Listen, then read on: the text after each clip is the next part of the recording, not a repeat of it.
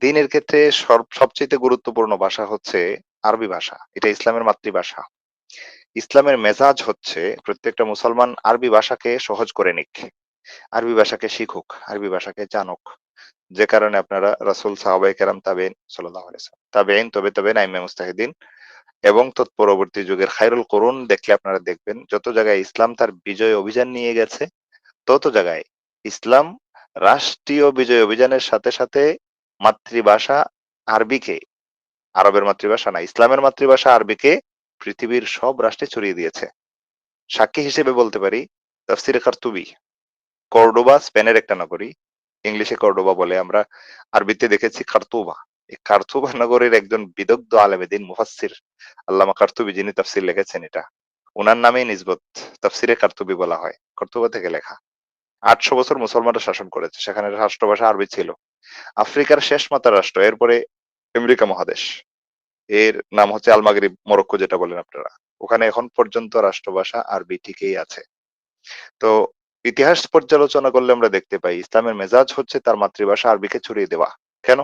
মানুষ আরবিতে দিন চর্চা করবে, তাতে করে কোরআন এবং সহজে বুঝতে এবং সরাসরি কোরআন সুন্নাহ থেকে ইস্তেফাদা করতে পারবে। কিন্তু দুঃখজনক সত্য কথা হচ্ছে আমরা বিভিন্ন রাষ্ট্রে বিভক্ত হয়ে পড়েছি সীমান্তের দেয়ালে। এই সীমান্ত দেয়ালের বিভক্তির কারণে একেক রাষ্ট্রে একেক রকম রাষ্ট্রভাষা আখ্যায়িত করা হয়েছে। ফলশ্রুতিতে আরবিকে, ধর্মীয় ভাষাটাকে অবহেলিত করা হয়েছে এবং রাষ্ট্রভাষা থেকে সরায় দেওয়ার কারণে মানুষের কাছ থেকে এটার গুরুত্ব নষ্ট হয়ে গেছে।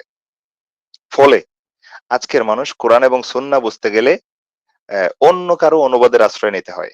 যেখানে অনুবাদগুলো বিশুদ্ধ না অশুদ্ধ সেটা তারা জানে না। এই একটা মারপ্যাচে পড়ে বহু মুসলমান হেদায়েত পর্যন্ত আসতে পারে না, মাঝখানে ডুবে মরে যায়। হায়াত শেষ হয়ে যায়। কারণ সে কোরআন এবং কোরআনের মূল ভাষাটা আল্লাহ তাআলা কি বলেছেন এখানে, এটা তার বোঝার সুযোগ হয় না। রাসূল সাল্লাল্লাহু আলাইহি ওয়াসাল্লাম এত সহজ সাবলীল ভাষায় হাদিসগুলো বলে গিয়েছেন। কি বলেছেন সেটা রাসূলের ভাষায় বুঝার, জানার সৌভাগ্য আমাদের কোটি কোটি মুসলমানের হয় না।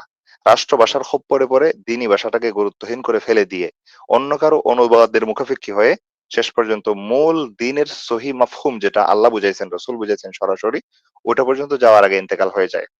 নাউযুবিল্লাহি তাআলা মিন যালিক। কথাটা প্রাসঙ্গিক, এটা গুরুত্বপূর্ণ। আলোচ্য বিষয়ের সাথে প্রাসঙ্গিক, সরাসরি আলোচ্য বিষয় নয়, কিন্তু বোঝার মতো বিষয়, সেজন্য একটু খুলে বললাম। এই প্রসঙ্গ থেকে সামারাতুল কালাম নিয়ে যাচ্ছি, আমরা সামনে আগাবো। এ কথা শেষ। এখান থেকে এতটুকু কথা মনে রাখবেন, আমরা যারা আজকের দরসে অংশগ্রহণ করেছি, সবাই সবসময় চেষ্টা করব যে আরবি আমার দ্বীনের মাতৃভাষা, আমার ইসলামের মাতৃভাষা হচ্ছে আরবি। এই ভাষায় আল্লাহ কোরআন নাযিল করেছেন। এই ভাষায় আল্লাহ কবরে, হাসরে, ফুলসিরাতে, জান্নাত, জাহান্নামে সবখানে আল্লাহ এই ভাষা ব্যবহার করবেন। দুনিয়াতে আল্লাহ ১ম এই ভাষা পাঠাইছেন। এই ভাষাকে আল্লাহ বেশি পছন্দ করছেন। তো আল্লাহর পছন্দনীয় ভাষাটাকে আমি শিরোধার্য রাখবো, সবার আগে রাখবো।